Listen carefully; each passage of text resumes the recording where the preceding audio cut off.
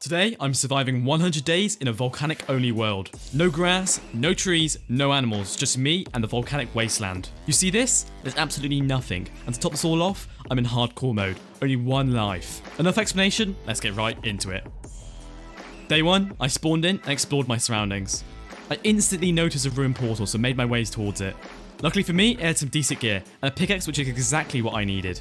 As you can probably tell, there's no way for me to get wood on the surface, so I need to dig down and find a mine shaft. So that's exactly what I did. However, the golden pickaxe didn't exactly last long. And to top it all off, as you can see, the surface level is actually at 150, which means I have to dig down at least 100 blocks with my bare fists. Not fun indeed. On day 2, after about 20 minutes of digging, I finally found a mine shaft. However, this doesn't instantly fix my problems. This only gave me one source of planks. What I really needed was some saplings so that I could actually grow my own trees. However, I did use this wood to make some basic tools. Not a bad start. After another 10 minutes exploring, I came across a minecart chest, which had a name tag, but most importantly, melon seeds. After exploring that, I decided to go strip mine and try and find some diamonds. And lo and behold, I managed to find a vein of 6. Finding reverse diamonds never gets old. And to stay topped up on hunger, I eat some rotten flesh as that's the only source of food I had at the time, as the melon seeds I had earlier just weren't growing for some reason. On day 3, I had to collect some more rotten flesh and wood. I decided to go to the nether. My goal was to find some mushrooms for food. Making mushroom stew could be my best source of food earlier on in the game while I didn't have a farm set up. Luckily for me, I managed to find some pretty quick, and lessen my reliance on dead zombies to survive. On day 4, made my way out of the nether and decided to go to the surface. And while I wasn't exactly excited to get there, I definitely didn't want to spend another 100 days underground like last time. Getting to the surface actually took so long because of how deep this world is. 100 blocks is more than you think. Once I got there, I started carving out an area for my base and decided to think of build ideas. While brainstorming on day 5, I decided to once again go strip mining, and actually luckily came across some dirt, which will come in very useful for later on for a farm. A whole day of mining later, and to start day 6 I had 14 diamonds, and a bunch of other useful materials. I then spent the rest of the day carving out my area for my base. This time I wanted to make something pretty massive and definitely took a while, and 20 stacks of basalt later, I'd say it's looking pretty great. For day 6 I went back into the mine shaft for a day and gathered some more wood, as I definitely miscalculated how much I'd need. With the amount of chests I was planning on filling up, I'd need to collect a ton, and while I still had no sapling, this was my only way. After thinking hard, I decided on a cool blackstone build, and for that, on day 8, I went to the nether and started mining an absolute truck ton of the stuff, so that I could build some awesome things. Make sure to stick around and see what I had planned. I spent the first half of day 9 collecting more blackstone, but made my way back to the overworld to test my design a bit. After a lot of placing down temporary blocks and changing the things about, I came across this design that I liked a ton. I hope you agree that looks pretty sick. For day 10 I went back to the nether as I was getting pretty low on food, so I needed some more of that sweet mushroom stew. While there I came across a fortress and got some blaze rods I'd need later on to kill the ender dragon. In a lot of these 100-day videos I watch on YouTube, the person playing just manages to kill the ender dragon by day 100. Well, for my personal own little challenge, I decided that I'd beat it before day 30, and if I don't, feel free to unsubscribe and leave a dislike on the video. But we all know I'm not going to let that happen. After exploring the fortress some more, I had the biggest eureka moment of the whole 100 days. Normal oak trees are overrated. Why don't I just use nether trees? And I had an infinite source of wood. Amazing. For the whole of day 11, I continued building the perimeter wall. This way I didn't have to worry about mobs sneaking up on me, and it also looked pretty cool, I'd say. And because of how much stew I was eating the last 5 days, I was running out, so I went back to killing some zombies with flesh. This was an annoying task and pretty much took all the hunger to kill them that I'd get back on the food, but it was my only option. But holy mackerel, I actually got a carrot.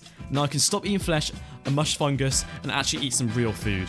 After working on the wall and flattening my base for day 14, I dug a small area for my storage system and started work on my carrot farm. Carrots are an amazing source of food, even late game if you turn them into golden carrots, so it's definitely something useful to have. I continued work on the carrot farm into day 15 and started to organise the items in the new storage system and got rid of those ugly chests in the middle of the compound. After that I went into the nether to grab a few mushroom lights to light up the farm. It should look really nice.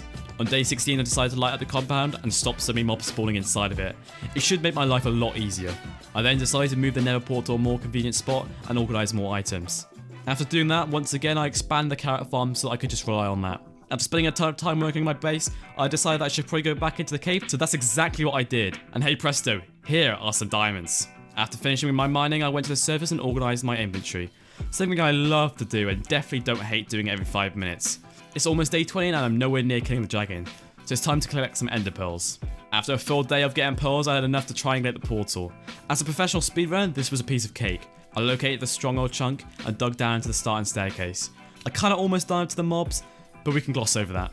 After finding the library, I quickly yoinked it all up and took every book I could get my hands on. I always regret not getting more, so this time I get as much as I could. To make this issue even worse, there's no normal way for me to actually get books, because sugarcane doesn't spawn anywhere. So if I do run out, time to locate a dim stronghold. On day 20, before leaving the stronghold and heading home, I partially filled the portal with the 8 remaining eyes I had. On the way back home, I actually found a trader, and it trades saplings. Spoiler alert, I never use the saplings and the trader dies. Oops. During day 21, I collected the rest of the ender pearls I'd need and went back to the stronghold. I then spent the rest of the night killing spiders with strings so I could make some beds. On day 22, I accidentally forgot blaze rods, so I made another nether portal to the stronghold in hopes of being able to easily travel between it and my base using the 7:1 nether overworld scale. I got into the nether only to realise the portal was actually really far away from my home portal, so I decided to destroy the stronghold nether portal and marked the cords down for later. During day 23, I collected some more wood and obsidian for my new nether tunnel, so I could easily get to the end faster. Once I got the materials, I started to dig down so I could get construction of the nether portal on the way. For day 23, I finished off the digging in the nether tunnel and linked to my base. I then went mining and managed to set up an enchantment table and enchanted a few of my pickaxes and sword. With my new books, I can definitely max out some armor pretty quickly and get OP really fast. On day 25, I dug the tunnel to the spot in the nether where the portal would link up to the one of the stronghold and gathered lots of food, beds, blocks to kill the ender dragon. A bit low on will, I spent the rest of the night killing spiders. For day 26, I entered the end, 4 days earlier than I said I would. Upon opening, I set up my obsidian and got ready for the perch. Once it perched, I managed to kill it in under 30 seconds. I used twice as many beds as I should have done, which is a bit embarrassing to be honest, but it's fine. This isn't a speedrun attempt. Once I collected the dragon egg, I headed home and used the levels I got from killing the ender dragon to enchant most of my armor. I also managed to get really good enchants on my sword as well. On day 27 and 28, I went mining once again with my new OP pickaxe. While exploring, I managed to find a monster spawner. I didn't really plan on using it, so I just left it. Because of how stacked I was basically now rich. Not a bad day in the office, I'll say. I started off day 29 by putting my stuff in the storage system and preparing to go back to the end. My goal was to find an elytra to make exploring the vast wastelands much easier. It took a while of non-stop exploring, but I eventually found a small little end city without an elytra. But it did have some good mending gear, so that's not all lost. However, on day 30, I actually found an end city with an elytra this time, and looted it to find even more diamond mending gear that would make maxing out my gear that little bit easier. After finding that one, it was much easier to find others, so I quickly found another city. This one was actually massive and looked pretty cool. Eventually found another smaller city and got another elytra. It wasn't really needed as it was just a single player world, but still pretty cool. On day 31, I sorted out all my inventory and started to work on a small enderman farm. It wasn't the most optimal design, but I just wanted some fast XP levels. Midway through day 32, I finished the enderman farm and managed to get to level 42, and went home to max out a lot of my gear and generally just fix it up. For day 33, I got a ton of wood from the nether, and with my new super fast OP axe. I then went back to the enderman farm to repair my tools. For day 34, I was wondering what I could put in the middle of my boot camp, and I had finally decided on the Doofenshmirtz Evil Incorporated build of Phineas and Ferb, which I think would be a pretty sick base. Starting on day 35, I began to build my base. First off, I had to collect a ton of blackstone, which is what I would be building out of. Once I got all the materials that I needed, I started to build. It was pretty satisfying to see it all come out of the ground. But anyway, enjoy the time lapse.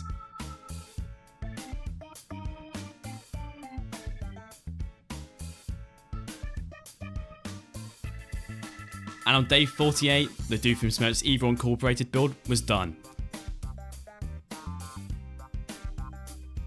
I then went into the nether in hopes to get some leather for item frames, and bottles for making potions to cure villagers, and started to trade with piglins. After taking a break from trading with piglins, I found a treasure bastion, with some pretty damn good loot, and carefully killed all the ridiculously OP piglin brutes and stole all their gold. On day 51, I went home with all my new loot and sorted it out in the storage system. As always, my favourite thing to do in Minecraft.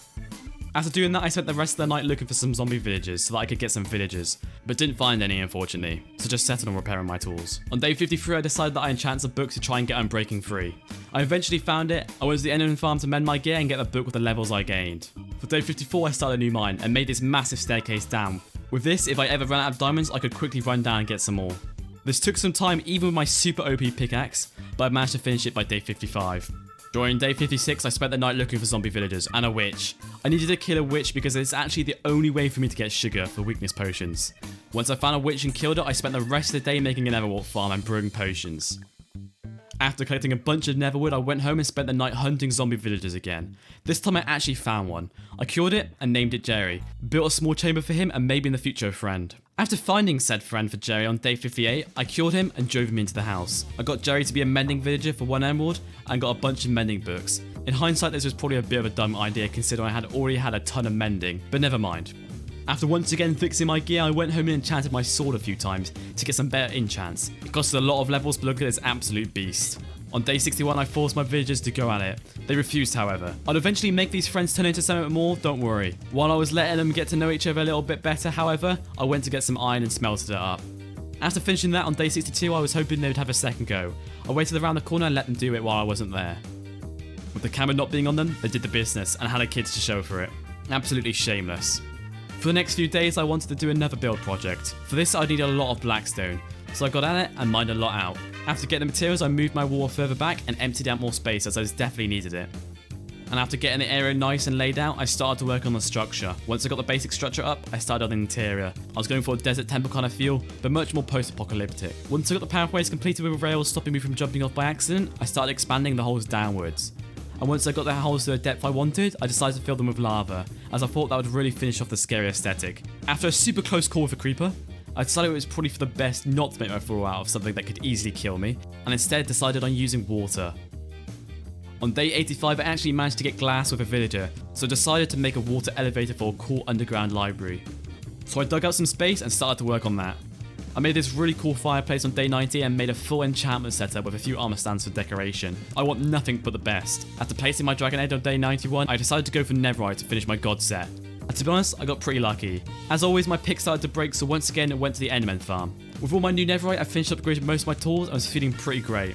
On day 95, I traded with my villagers and switched over to the superior food source, which is golden carrots. These things are miles better than anything else in the game. And from day 96 to day 99, I just did a few little chores here and there, a bit of farming, a bit of mining, just something to relax my mind. And for the last day, day 100, I went on a tour, visiting the old mine, seeing the melons that still hasn't grown, and just generally went on a big nostalgia trip. For this video, I spent a ton of time making some pretty cool builds, I think. It definitely was not easy. Let me just remind you, for the first day I had to dig down with my fists to find a mine shaft. I can assure you that was not my first try. If you enjoyed this video, please give it a like, subscribe, and share it with your friends. If you have any ideas you want me to do for these videos, let me know in the comment section down below. Maybe watch one of my other videos that are on the screen right now. But apart from that, I'll see you guys in the next one.